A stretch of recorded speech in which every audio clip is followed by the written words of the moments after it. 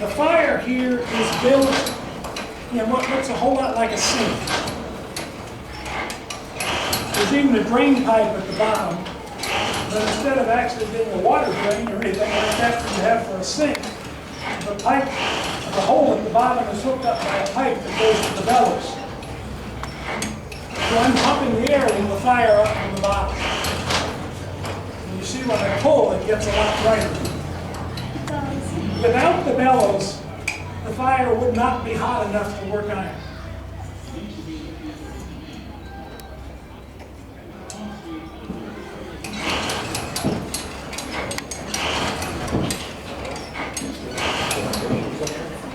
Now what I'm using now is the kind of bellows that blacksmiths used for centuries. I mean, as far back as there ever has been a blacksmith, through the end of the 19th century, probably 1880 or 90. About 1880 or 90, they started using mechanical blowers like this one. You turn the crank and it pumps air a little bit easier. Same place up from the bottom of the fire. But the old wood bellows like this has been used by blacksmiths for a long, long time.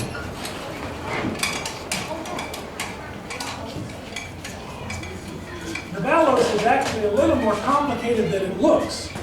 If you look at it closely, you'll see it's in two different halves. There's the bottom half, and when I pull the rope, I'm lifting the bottom half up. And what happens then is the bottom half is pushing air into the top half. And if you watch the top lift when I pull up on the bottom. And then as the top half falls back down, that's what moves the air into the fire. On the way out. On the way out, we'll go back, okay? On the way out.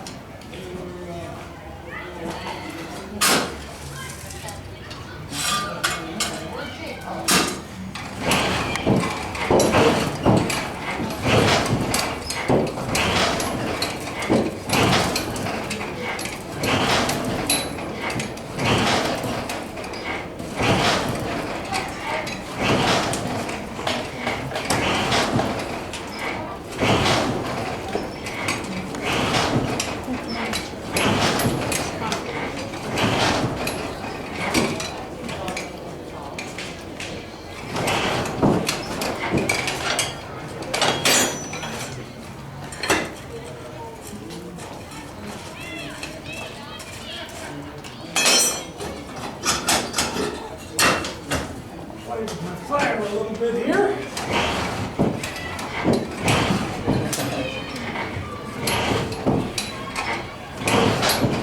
The disadvantage of a place like the settlement is that I spend a lot of time talking instead of watching my fire.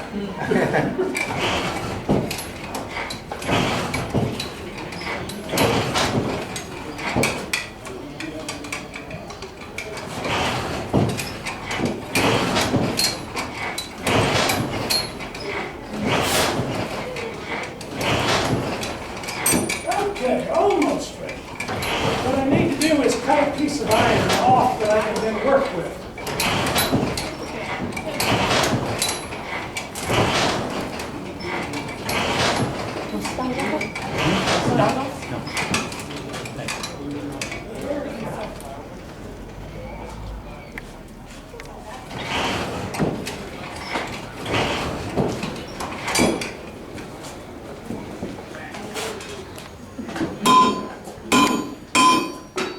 Notching it, and then after it's been notched, I can just break a piece off.